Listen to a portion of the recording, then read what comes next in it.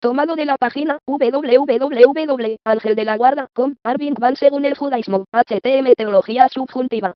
Quisiera analizar ahora, no las similitudes, sino lo que aparentemente son las grandes diferencias entre el Big Bang y el relato bíblico de la creación. El primer tema es el tiempo, cuándo, cuánto hace que surgió fue creado el mundo.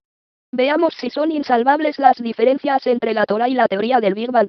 La ciencia dice que el Big Bang ocurrió hace 15.000 millones de años. La Torá dice 5.760 años. Bueno, la diferencia no es tan pequeña como para atribuirla a un mero error de cálculo. Es decir, aquí tenemos una distancia abismal entre una y otra postura, un punto de desencuentro muy grande. Veamos si es posible encontrar una forma de consonancia entre ambos puntos. Para ello quiero compartir con ustedes dos pensamientos que creo nos ayudarán a entender qué significa esto de los tiempos distintos. Antes quisiera contarles lo que una investigadora americana, Nancy Murphy, propone para el estudio de las ciencias y de la teología, generalmente excluida, en los niveles de educación media y académica. Ella propone una teología subjuntiva. ¿Qué significa la teología subjuntiva? Una manera de plantear las verdades teológicas de manera teórica y confrontarlas de ese modo con el conocimiento científico moderno. Una presentación de la teología que no sea indicativa y mucho menos imperativa. Subjuntiva significa si fuera que, si hubiera existido, por ejemplo, una creación. Yo voy a hacer uso de la misma estrategia para explicarles a ustedes cómo puede funcionar esto de las diferencias de cálculo de edades entre el Big Bang y la Torá. Si por ejemplo, suponemos la creación y partimos de que Dios acaba de crear hace un minuto al primer hombre. Y ahora tratamos de visualizar este escenario, cómo imaginamos al primer hombre creado por Dios. ¿Lo creó como un bebé recién nacido o como un adulto? Ustedes, aunque sea intuitivamente, ¿qué dirían? Seguramente pensarán que no lo creo como un bebé porque de esa manera no hubiera podido sobrevivir. El Midrash, es decir la parte no halágica del Talmud afirma que Dios creó al hombre ya desarrollado, con un cuerpo de unos 20 años. Ahora imaginemos que a través del túnel del tiempo viajamos hasta ese primer minuto de la creación del hombre. Estamos allí, frente a frente, con Adán, con el primer hombre de la creación. Y asumiendo lo que dice el Midrash, este hombre, sin ombligo, tiene el cuerpo de un joven. Supongamos que somos científicos y nuestra misión desde el futuro es investigar la edad de este hombre. Llegamos un minuto después que fue creado.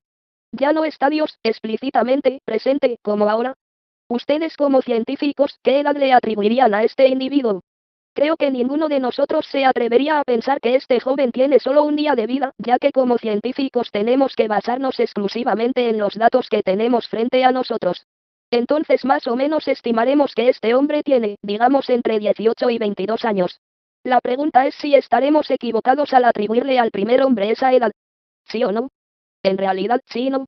Desde el punto de vista científico no estamos equivocados porque el individuo en cuestión posee un cuerpo de 20 años. Pero desde el punto de vista de la realidad que asumimos, o sea nuestra teología subjuntiva, estaremos muy equivocados porque este hombre tiene un minuto de vida. Es decir que en general, si suponemos la creación, si partimos del supuesto de la creación, se presentan ante nosotros dos formas de medir el tiempo totalmente distintas, y en cierta forma las dos correctas. Tomando en cuenta las reglas de juego de la ciencia, no puedo esperar que los científicos digan otra cosa, porque lo que la ciencia no ve, no detecta y no mide, en este caso el fenómeno de la creación, no puede considerar. La ciencia solo puede trabajar con los elementos que tiene frente a sí, nada más. ¿De qué podríamos culpar a un científico si nos dice que ese hombre, que Adán, tiene 20 años? Pensemos ahora, por ejemplo, en la edad de una cadena montañosa. Imaginemos que Dios dijo que sea la cadena montañosa. Y en un minuto se crea la cadena montañosa. Un científico que se presente en ese momento nos va a decir, bueno, esta cadena montañosa tiene, digamos, 1.000.000 de años. Ya que es el tiempo que le llevaría a los movimientos sísmicos y geológicos a hacer surgir una cadena de montañas. Nuevamente, por un lado, internamente, tiene 1.000.000 de años, pero fue creada ayer. Alguien puede decir, la luz de esa estrella tardaría 5 millones de años en llegar a la Tierra. Es verdad. Entonces, ¿cuántos años tiene esa estrella? Por lo menos 5 millones de años. Pero si suponemos que Dios la creó ayer, con la luz ya sobre la Tierra, estaríamos midiendo simplemente cuánto tiempo le hubiera llevado a la luz llegar si no hubiera sido creada así por Dios. Un último ejemplo. Si suponemos la creación, volvemos a los primeros días, cortamos un árbol y encontramos que tiene 50 anillos, como científicos vamos a afirmar que tiene 50 años, aunque en realidad puede ser que tenga solo un día. ¿Quién da más? En conclusión, la cuestión es si consideramos la creación o excluimos la creación. Si suponemos la creación, las edades casi, necesariamente, se van a medir de dos formas muy distintas. Entonces, a mí como judío, no me preocupa que la ciencia afirme que el mundo tiene 6.000 millones de años o más.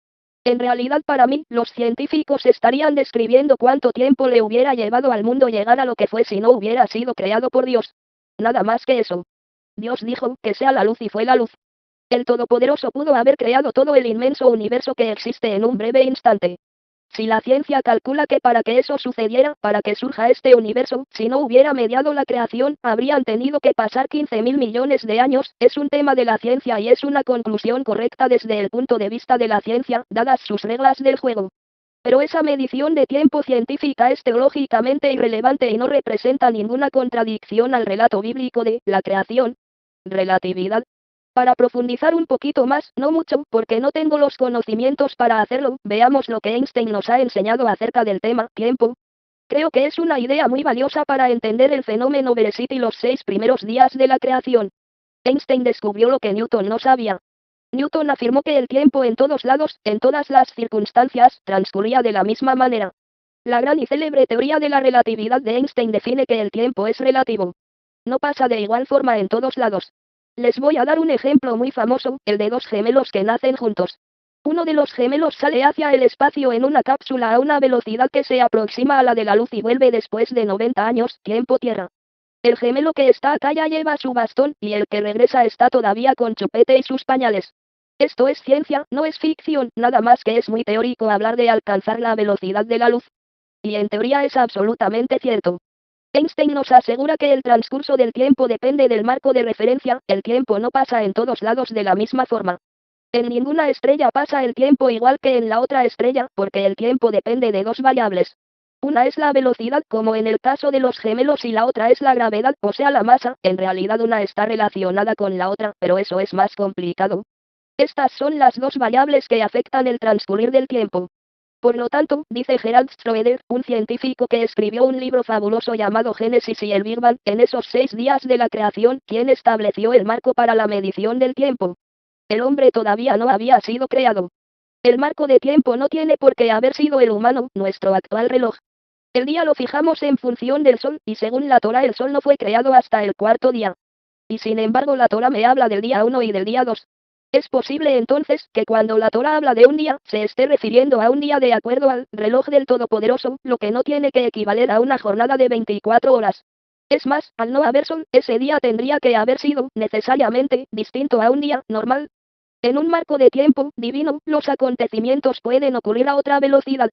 Aunque resulte un poco vertiginoso, imagínense el surgimiento de una montaña, por la voluntad de Dios, en unos cuantos segundos. Por supuesto que en nuestro reloj estarían transcurriendo millones de años, simultáneamente.